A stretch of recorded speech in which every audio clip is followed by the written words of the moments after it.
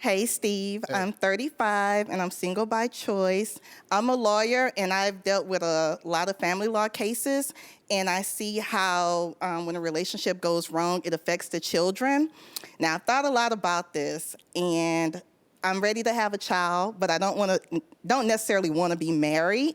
And I know that I'm financially capable of taking care of a child on my own.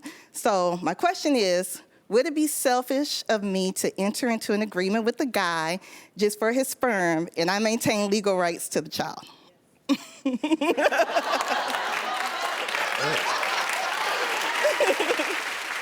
Okay, just here's the deal. Being a single mother is hard. It's challenging, man. Now, if you want to enter into agreement, you can do it. But let's think about the child for 1 second. The child is going to have to answer some questions. Where your daddy? At the PTA meeting, where your daddy? At the father-daughter dance, where your daddy? At the Cub Scout and Boy Scout meeting, where your father? I just, if you want to do that to the child, are you an only child? No, I have 2 other siblings. Okay, did you have both parents? Yes, I did. Worked out great? Yeah. I'm assuming it did, you're a lawyer. I love my parents. Yeah, you did real good. Mm-hmm. So you had to think about that for the child. Right.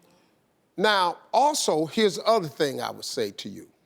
Just because you're a lawyer and you've seen a lot of things that happen when families break up and what happens to the child, doesn't mean that yours is gonna break up. Right, yeah.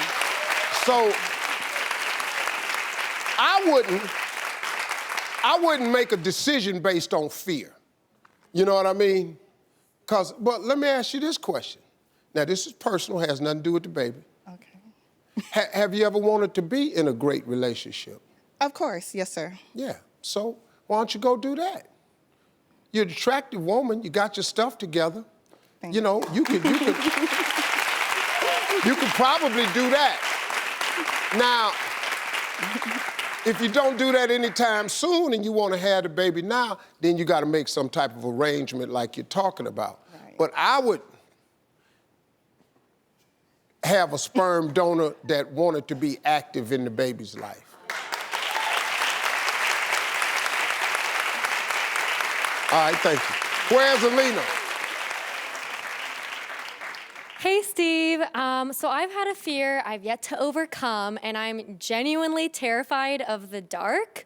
Of the dark? When I was young, it was chill. You know, most kids are scared of the dark, but like even in high school, I'd always leave a little light on. Sometimes make my mom like sit outside my door so I knew safety was nearby. Went through college, was okay, kept the light, have roommates when they're home, I feel safe, but when they're gone, I'm still honestly terrified. Now Halloween's coming up, all my friends are trying to scare me, they make fun of me for still having this fear.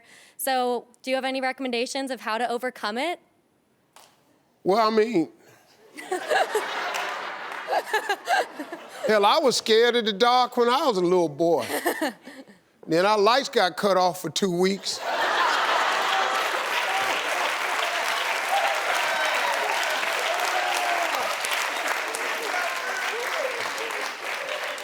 First 3 days was rough as hell, but hell, I just fell asleep.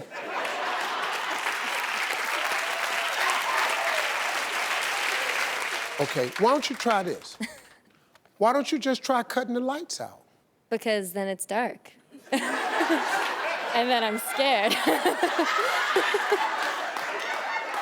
Elena, yeah. what I'm trying to say to you is, like, why don't you, like, intentionally, like, just cut the light out?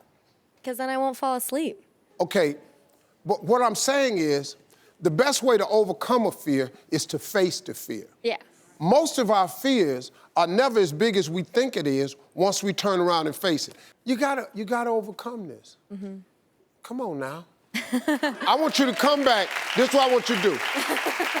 Cut the light off 4 nights in a row. Just sit there as long as you can. Call somebody on the phone, do anything. 2 weeks, I want you to come back and tell me that you now ain't scared of the dark. Okay. All right, let's go. Hey, we'll be right back, everybody. Hey, I'm Steve Harvey. You want more of that? Well, don't just sit there. Go get it. Press subscribe or click on this list and you can see all the amazing videos you want. Press it. Press it.